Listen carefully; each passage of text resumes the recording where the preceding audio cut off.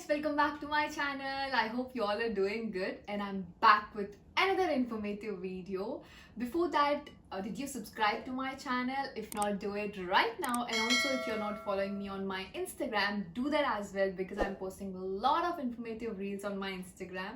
So don't miss that. So coming to today's video is really important for all the international students because it's about IELTS. Yes, you all know we need to write IELTS exam in order to secure a seat in a abroad university. So for example, if you want to study in UK university, you need to have around like 6.5 or 7 band in your IELTS. So basically IELTS is like an English requirement exam which most of the UK universities ask for. And on a daily basis, I usually get a lot of messages asking like how to prepare for IELTS and everything about IELTS basically. When I wrote my exam in 2019, I guess, I got 7 band in my IELTS. So I think I'm in a right position to tell you guys tips and tricks to secure 7+ band in IELTS. So that's why in today's video, I'll let you know how to secure 7+ band in your IELTS exam.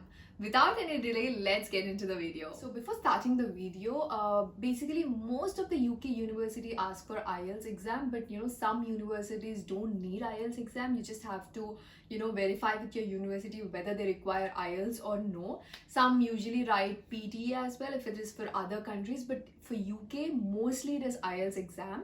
So basically in IELTS we have like 2 different types. We usually have IELTS general training and IELTS academic. So basically IELTS general training is for people who wants to do job in abroad country or something like that, and academic is for students who wants to pursue their higher education in abroad universities. They usually write IELTS academic. So I wrote IELTS academic and most of the students do that. I'm not sure like what's the difference between both of these because I didn't write the general training one. But if you're a student, you need to write IELTS academic exam. And also coming to who conducts IELTS exam, there are 2 companies, which is British Council and then IDP. These 2 companies usually conduct IELTS exams and they are very popular. So people usually say that British Council's IELTS exam is far easier than IDP exam. Like few of my friends wrote both of them and they told me that. I don't know personally because I wrote IELTS British Council's IELTS exam. So I also heard from many people that IDP is harder, so I suggest you guys to write British Council. And also if you are someone who wrote both and if you find it IDP is easier than British Council, please do let me know in the comment section below so that I know like both are like similar exams and nothing is easier or nothing is harder. So yeah, that's about like basic information about IELTS exam. And coming to the examination of IELTS, like we have 4 different sections in IELTS exam. We all know that, which is listening, reading, writing and speaking. So I'll talk about each category and how I felt about each section in the IELTS exam. And finally, I'll give you a few tips and tricks to secure like highest band in IELTS. So firstly, coming to the listening part, for me, I think listening was the easiest of all of it because you just have to listen carefully and write what you have heard. That's about it. You need not use your brain or something like that. For example, in reading or writing, you need to analyze it and write or something like that. But when it comes to listening, it's just that you need to listen carefully and write it. So that's about it. The first section would be listening. You usually start your exam with listening section. So I found it really helpful. Like I scored the most in listening, so that even if we find other sections little hard, and also if we know that we might not score well in writing or other sections, we can cover it in listening section. So you have to make sure that you score like 10 on 10 in listening so that you can cover it up in other sections. So, and coming to reading part, it was a bit hard for me because there are a few paragraphs which you have to analyze a lot to give an answer, and sometimes you might be wrong as well. So that's the reason I found it little tough, but then it's not very tough because you should be able to answer those with practice. After you practice a lot, you'll know like what to answer. If you don't practice, then you might feel a little more harder, but for me it was a little harder, not much. Next, finally, the third one is writing. Well, I think this is the hardest of all for me because you need to take care of a lot of things while writing. You need to write an essays like big essays, so you need to take care of your writing, your spelling mistakes, your formations. You need to think, there are a lot of things attached with writing, so this is the hardest for me among all, and I know that I'm gonna score a little less in writing, so I made sure that I secure like highest marks in all the other three, so that even if I get little less in writing, that would be fine. But you also make sure that in each section you should get like at least 6 band, because few university asks for like in each subject you need to get at least 6 band and overall 6.5 or 7 or something like that. So even if you get 7 band, and if you get like 5.5 or 5 in one of the other sections, few universities might not accept you. So you also need to make sure that you could not like avoid one section completely. You need to make sure that you get 6 in all, and then if you get more, then your band will be more. So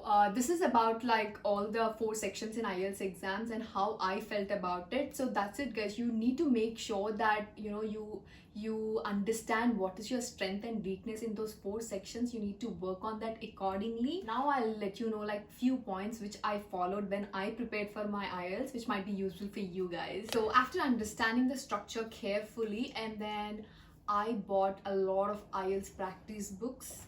Yes guys, you also get a lot of material online, like mock tests or something like that through online as well. But if you're a person who likes to read through book and take answers or something like that, I think book is the best option for you.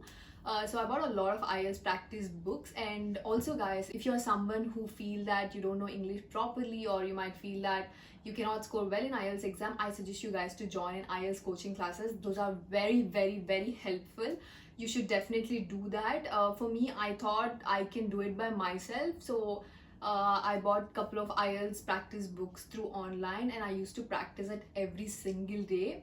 Basically, after I booked my IELTS exam, I made sure that I spent some time for my IELTS exam each day, and I used to do a lot of mock tests and practice tests. That's how I got used to like how the IELTS exam works. So after you have done so many mock tests, it'll be easier for you. Like with time, initially you might feel difficult, but with time I'm sure it'll all get easier for you guys. And also one thing which I did was, I know many of you all are from English medium and you do speak English with people who speak English and all those things, but we don't speak English like 24/7, right? We usually speak our mother tongue when we are not studying, or when we are not in college or something like that. But what I did was, when I booked for my IELTS exam, from that day onward, I started speaking English daily. I made sure that I speak English daily. It will be habituated for me when I write the exam. So it won't be like, I need to talk English today or something like that. I've been speaking English since couple of months, so it'll be easy for me, and I can even improve my communication skills with that. And also I can actually find new words while talking to someone else or something like that. So I made sure I speak English daily. And also it actually reduced my fear of speaking English. Sometimes I feel I can't speak spontaneously or something like that. But when I started speaking English, initially it was very difficult for me to speak English continuously. But then with time, my English became very spontaneous, and it became really, really easy when I went for like speaking section in IELTS exam for an interview kind of thing. So yeah, that's one more thing I did, and I really suggest you guys to do that as well, because it's going to be 1 month or 2 months or something like that. But if you speak English continuously for that 1 month or 2 months, then I think you should be good enough to attend IELTS exam. And guys, there are a lot of YouTube channels who give IELTS training and let you know like what they ask, what kind of words you should use, and how you should behave, how you should write, how you should manage time, and so many like that.